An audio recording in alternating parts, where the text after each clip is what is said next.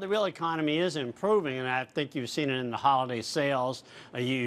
Just recently reported about Amazon sales. You do have a sense that the consumer is the strength of the U.S. economy, building upon job growth, as well as continued low interest rates over time. So the consumer is the driving factor, and again, reported in the holiday sales, reinforcing that image.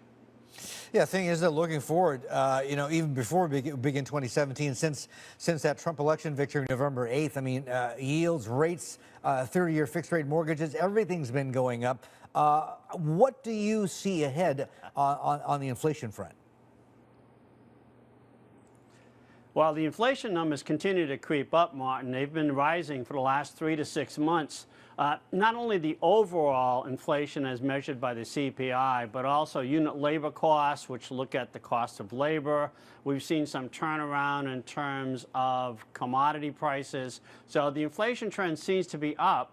And the challenge, I think, for the markets right now is that the Fed is talking about 3 rate increases in 2017. So it's a little bit of a tug of war between what's going on with inflation and what's happening with interest rates.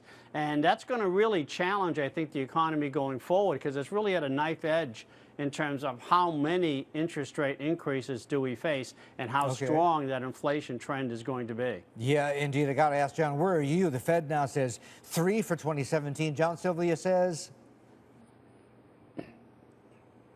2.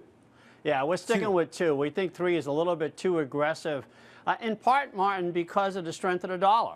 The dollar, as you know, would have an impact with respect to lowering import prices, which keeps inflation low, but also the stronger dollar makes our trade relationships and the budget and the trade deficit a little bit more difficult for the administration to handle. So I think the Fed's going to be a little bit more cautious than 3 rate increases in 2017.